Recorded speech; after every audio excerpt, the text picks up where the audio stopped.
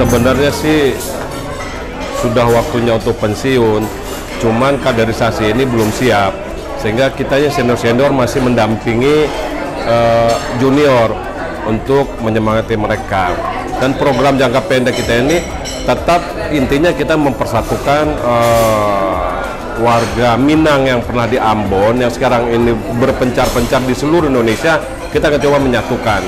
Sekarang ini kita masih membentuk istilah DPP dulu sini, pusatnya di Jakarta, setelah itu mungkin kita akan bentuk di daerah-daerah itu ada DPC atau DPD. Kemudian program jangka pendek, ya konsolidasi kita di antara warga Minang, dan kita akan jadi adakan kegiatan yang sosial kemasyarakatan, mungkin bekerja sama dengan PMI dalam hal bencana dan segala macam. Kedepannya ya nggak menutup kemungkinan untuk kita juga nanti akan coba bergerak dalam bidang usaha. Gitu. Yang penting program jangka pendeknya itu konsolidasi ke dalam, memperkuat kembali ke struktur organisasi daripada KAMEA ini. Kemudian sedepannya juga kita akan membentuk ini menjadi wadah yang resmi, artinya kita notariatkan, kita sahkan di pemerintah agar eksistensinya di luar atau terhadap institusi lain itu dapat diakui. Mungkin itu aja jangka pendek untuk KAMEA. Alhamdulillah saya dipercayakan kembali untuk memegang amanah yang diberikan dari KAMEA sebagai bendahara. Alhamdulillah yang mana saya sudah di periode pertama saya sudah diangkat juga menjadi bendahara, alhamdulillah, dan sekarang dipercayakan lagi untuk menjadi bendahara.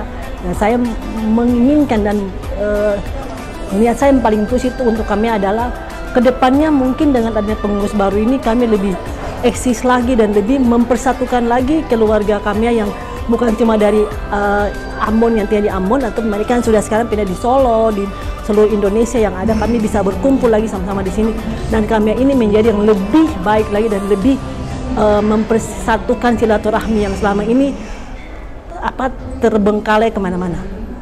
Itu yang bisa saya jawab.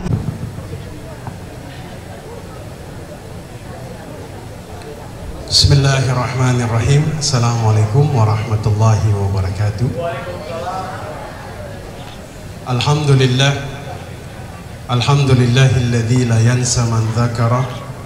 Alhamdulillah, alhamdulillahilladzi la yudayyi'u man syakara.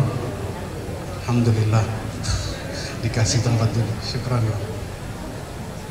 Alhamdulillah, alhamdulillahilladzi yajzi bihil ihsani ihsana.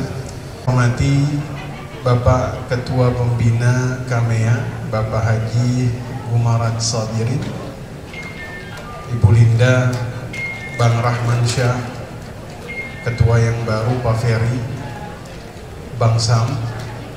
Jadi Bang Sam ini orang yang selalu ketemu saya di masjid kajian subuh, tapi saya nggak tahu kalau beliau ini ternyata pernah di Ambon. Alhamdulillah kita ketemu pagi hari ini. Kemudian Bapak Ibu sekalian yang tidak saya sebutkan namanya satu persatu, yang tua tidak saya himbau gelar, yang muda tidak saya sebut nama, tapi insya Allah kita termasuk orang-orang yang dimuliakan oleh Allah Subhanahu wa Ta'ala. Pertama-tama saya mengutip perkataan dari Al-Imam Hasanul Basri. Beliau mengatakan, inna min jaza'il hasanati al-hasanatu ba'daha, wa inna min uqubati sayyi'ati as-sayyi'atu ba'daha, fa idza qabila Allahu al-'abda yuwaffiquhu fit ta'ah wa yasrifuhu 'anil ma'siyah. Jika seseorang diterima amal kebaikannya, maka akan muncul kebaikan-kebaikan yang lain. Jika seseorang diterima amal ibadahnya, maka dia akan dimudahkan untuk melakukan ketaatan, dijauhkan dari kemaksiatan. Maka jika pada pagi hari ini Bapak Ibu merasa amal Ramadannya bertahan, berarti Ramadannya diterima. Jika pada pagi hari ini Bapak Ibu merasa berat untuk melakukan maksiat, maka itu pertanda Ramadannya diterima. Maka doa saya kepada Bapak Ibu, semoga amal ibadahnya terus bertambah, kemudian Allah terima amal Ramadannya. Amin. Yang kedua, taqabbalallahu minna wa minkum. Saya mendoakan semoga amal ibadah kita di bulan Ramadan diterima. Amin. Hari ini saya diminta untuk memberikan tausiah berkaitan dengan halal bihalal, memperkuat ukhuwah. Menarik karena kata halal bihalal ini kalau Bapak Ibu artikan di dalam sebuah kalimat bahasa Arab, maka tidak ditemukan artinya. Halal bihalal ini refleksi dari ajaran Islam yang menjadi sebuah kearifan lokal di tengah bangsa Indonesia. Kira-kira itu kesimpulan kenapa kemudian ada halal bihalal ba'da Ramadan. Ini hanya ada di Indonesia. Kalau dari sejarah Bapak Ibu, dulu ada raja itu disebut Pangeran Sambernyawa. Beliau yang pertama kali mengadakan halal bihalal di kerajaan. Kalau pada tahun 46 ada nama Kiai Khatib Khasbullah. Beliau mengusulkan kepada Presiden Soekarno agar kemudian dilakukan halal bihalal untuk menyatukan semua elemen masyarakat. Tadi saya mengutip apa yang Ibu Linda sampaikan, mengumpulkan sesuatu yang berserakan. Halal bihalal ini kalau kita lihat dari substansinya, ini berasal dari silaturahim. Saya rasa Bapak Ibu sudah sangat familiar dengan kata silaturahim. Walaupun dalam bahasa Indonesia kita menyebutnya silaturahmi, betul? Tapi saya lebih suka menyebutnya silaturahim karena dari akar bahasa Arab, silaturahim ini berarti silah dan rahim. Ada dua kalimat di sini menghubungkan tali kekerabatan. Tapi ada yang lebih dalam dari silaturahim. Silaturahim ini menyambung rahim. Kalau kata para ulama, jika Bapak Ibu sanggup menganggap orang lain seakan-akan berasal dari satu rahim ibu yang sama, maka sudah melakukan silaturahim.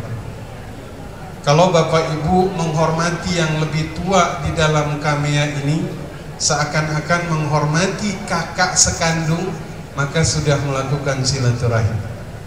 Kalau Bapak Ibu menghargai yang muda, seakan-akan menghargai adiknya sendiri yang berasal dari satu bapak ibu yang sama, maka sudah melakukan silaturahim.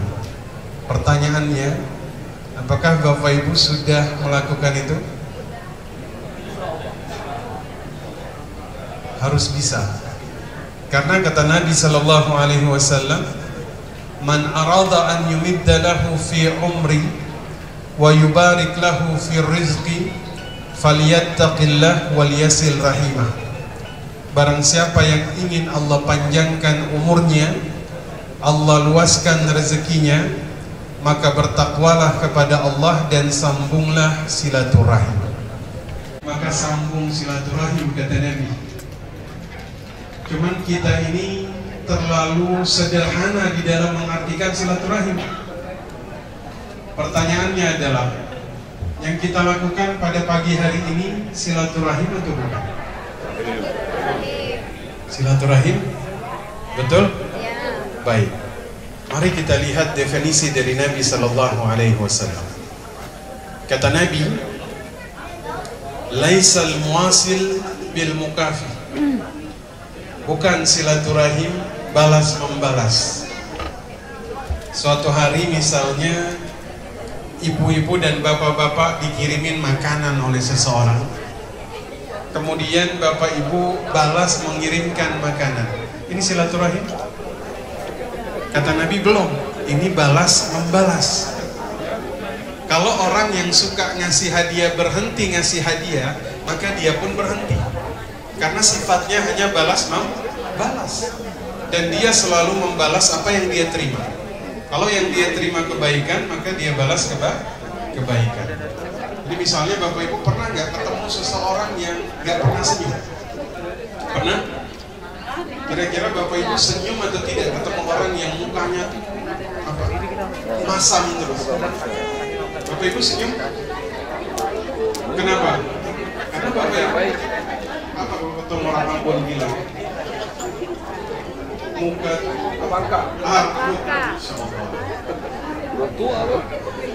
Ruk begitu ya. Artinya ternyata itu baru balas. Kata Nabi, silaturahim itu adalah berbuat baik kepada orang yang membenci kita. Nah, itu dia. Itu baru dipanjangkan usianya, diluaskan rezekinya. Bisa diamalkan? Di dalam Al-Quran Allah Subhanahu wa ta'ala berfirman, wattaqullaha alladzi tasaaluna bihi, bertakwalah kepada Allah dan sambunglah silaturahim. Ayat yang kedua, fahal asaitum an tawallaytum an tufsidu fil ardi wa tuqatti'u arhamakum. Ada satu kecenderungan Bapak Ibu yang dilakukan oleh seseorang yang mungkin Allah lebihkan dia dalam masalah harta, jabatan, atau ilmu. Maka Allah katakan, orang-orang yang Allah berikan kelebihan dari orang lain akan melakukan satu kerusakan di atas muka bumi. Apa kerusakan yang sering dilakukan seseorang yang cenderung memiliki kelebihan dari orang lain, Bapak Ibu? Kata Allah, dia memutus silaturahim. Sering kita temukan ini di tengah masyarakat. Ada seseorang makin sukses, makin sulit ditemui. Ada? Ada orang semakin tinggi jabatannya, semakin tidak pernah berkumpul. Banyak? Ada di sini? Ada.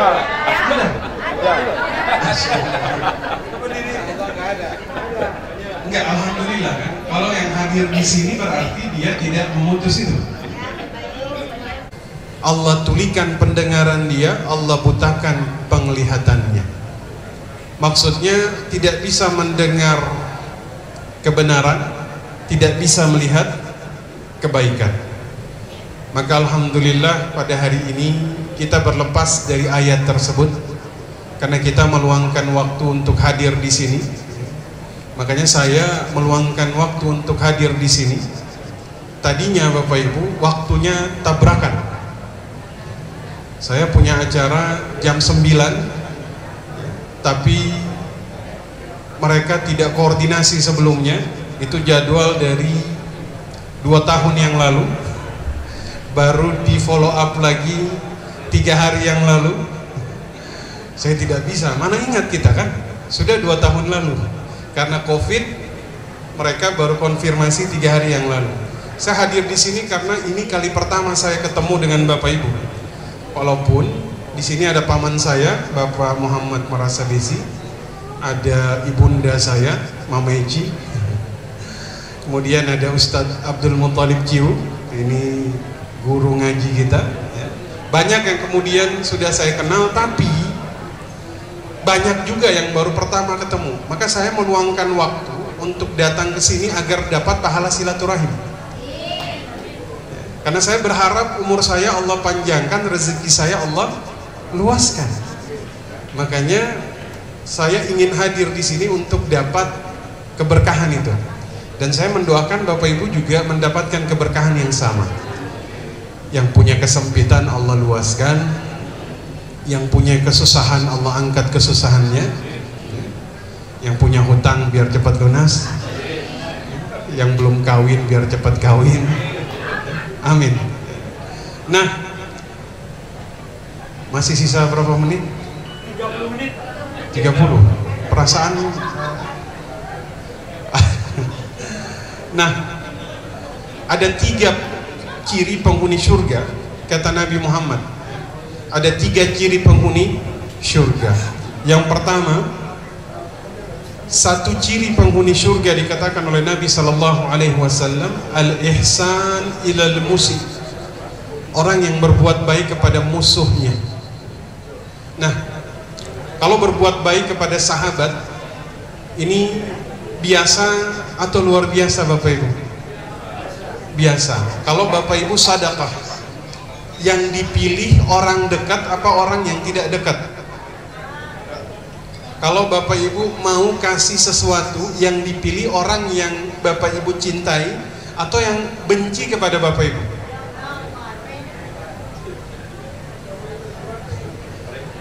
Kita akan kemudian punya standar ketika kita menyikapi orang lain, betul? Orang yang menerima kebaikan kita biasanya orang yang dekat dengan kita. Sementara orang yang benci dengan kita, apalagi punya beda pandangan, pernah bermasalah, itu biasanya kita hapus dari daftar kita, betul? Misalnya kalau kata orang Ambon, dia mau kirim makanan gitu. Oh, ibu ini jangan kasih, kenapa? Dia pernah senyum dan beta. Ibu ini jangan kasih, kenapa? Ih, pernah ketundu bawa ke Malawang. Jangan. Ibu ini jangan kasih, kenapa? Susah. Kira-kira seperti itu kan? Saya itu punya sahabat, dia itu setiap mau melakukan sesuatu yang ada di dalam list pertama orang yang kira-kira pernah punya masalah dengan dia. Kenapa? Karena dia mau mencari pahala silaturahim. Jadi itu pertama. Ciri penghuni surga adalah seseorang yang berbuat baik kepada orang yang benci dengan dia. Ciri penghuni surga yang kedua, al-afu amman zalama, orang yang mampu memaafkan orang yang menzalimi dia. Kalau Bapak Ibu tahu ayat yang tadi dibacakan oleh Ustadz Abdul Muttalib Ciu, ada ayat bunyinya wal kaziminal ghaiz wal afina anin nas wallahu yuhibbul muhsinin.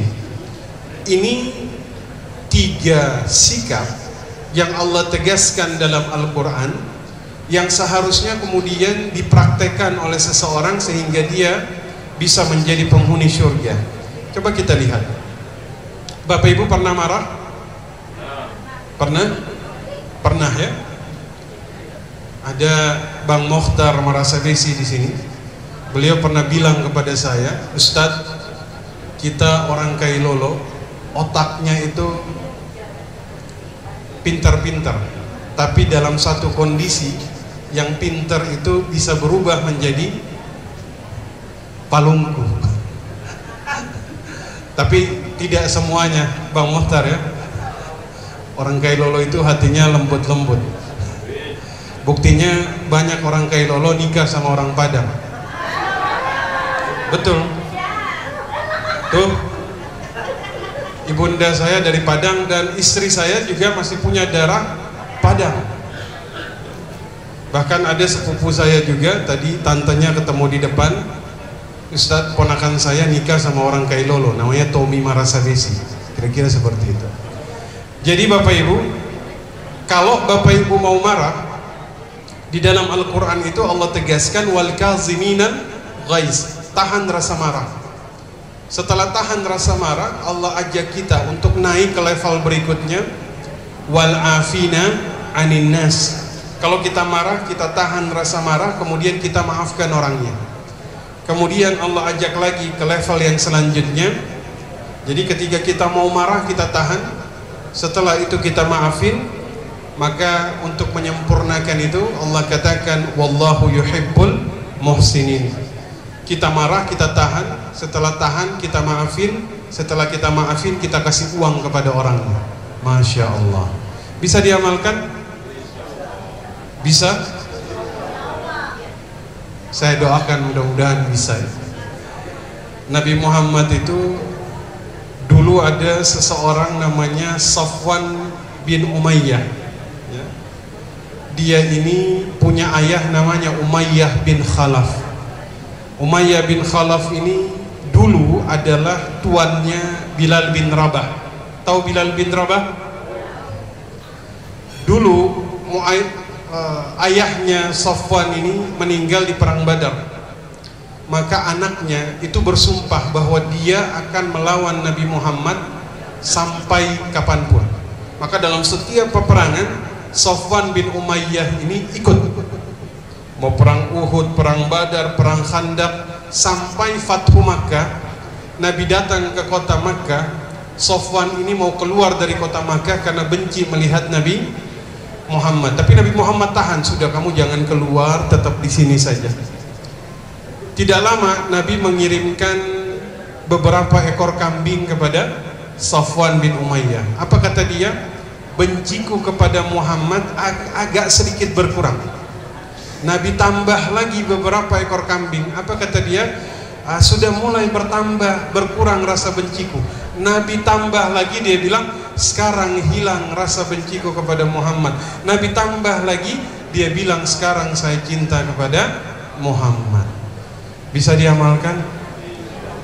Jadi kalau ada yang marah, kirimkan hadiah, gitu ya. Masih marah, tambah lagi hadiahnya. Masih marah, tambah lagi hadiahnya. Masih marah juga kalau kata orang Ambon, parek dia. Ini Sulamas yang bicara bahasa Ambon. baru terpikirkan lagi ya. Parek. Bapak Ibu tahu parek? Nah, jadi tadi ciri penghuni surga itu ada berapa? 3. 1, berbuat baik kepada orang yang memusuhi kita. 2, memaafkan orang yang menzalimi kita. 3, al-wasilur rahim, menyambung silaturahim. Saya doakan mudah-mudahan 3 hal ini bisa kita lakukan sehingga Bapak Ibu bisa menjadi ahli surga. Amin ya rabbal alamin. Nah, sekarang baru saya mau bahas nih tentang persaudaraan. Tadi mukaddimah, tadi intronya. Karena tadi kata Pak Gumarat, Ustaz 30 menit lagi ya, jadi 30 menit lagi. Tidak, singkat saja. Persaudaraan ini nikmat. Allah katakan dalam Al-Quran, fa'asbahtum bini'matihi ikhwana, dan dengan nikmat Allah kalian menjadi bersaudara. Bukan karena Bapak Ibu asalnya dari Minang, bukan karena Bapak Ibu teman waktu kecil, bukan karena Bapak Ibu ini punya jabatan yang tinggi, bukan. Tapi karena ini nikmat dari Allah. Bahkan Allah katakan dalam Al-Quran, walau anfaqta ma fil ardi jami'an, kalau kamu habiskan seluruh hartamu di atas muka bumi, ma allafta bainahum walakinna Allah allafa bainahum, kamu tidak bisa menyatukan hati mereka, tapi Allah lah yang menyatukan hati mereka. Maka pada hari ini persaudaraan ini adalah nikmat dari Allah, dan nikmat itu harus dijaga, nikmat itu harus dipelihara. Karena dengan nikmat inilah kita ini semuanya dapat merasakan betapa bahagianya kita itu hidup di dunia ini. Kamea katanya baru berdiri 5 tahun, kurang begitu Bang Syam? 5 tahun. Saya yakin dalam perjalanan 5 tahun ini pasti ada gesekan, betul? Karena tidak mungkin dalam satu komunitas itu tidak ada gesekan. Kenapa? Wa inna katsiran minal khulata la yabghi ba'duhum ba'din illa alladhina amanu wa amilus solihati wa qalilum minhum. Allah katakan, dan orang yang bersyarikat itu pasti akan menyakiti satu dengan yang lain kecuali yang beriman dan beramal saleh, tapi jumlahnya amat sedikit. Berarti dalam sebuah organisasi gesekan pasti ada. Kalau kemudian Bapak Ibu melihat para nabi zaman dulu, para nabi ini orang yang paling baik akhlaknya, tapi kemudian dimusuhi, apalagi kita. Maka saya ingin memberikan satu nasihat kepada Bapak Ibu dalam Kamea ini. Bersabarlah di dalam berorganisasi dalam satu ikatan ukhuwah. Kenapa kita harus bersabar? Karena kita tidak bisa mengharapkan orang lain tidak mengganggu kita, betul? Maka kitalah yang harus menyikapi apa-apa yang muncul dari luar. Bisa diamalkan Bapak Ibu? Insya Allah. Yang terakhir,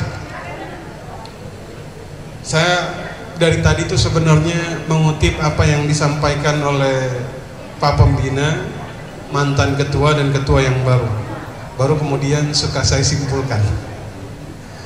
Tadi Pak Ferry mengatakan khairun nas anfa'uhum linnas. Beliau mengutip hadis yang kalau kemudian bisa saya sampaikan, hadis ini disampaikan Imam Jalaluddin As-Suyuti di dalam kitabnya. Manusia yang terbaik adalah manusia yang bermanfaat bagi orang lain.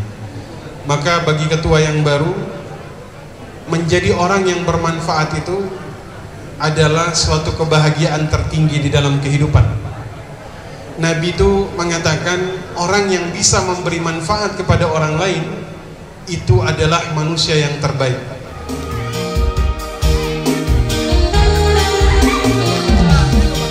Pusat tabang sumbaran tabang cikolai takui datang kalodo urang kampung sawah jonadang nantani ya. Dengar pasang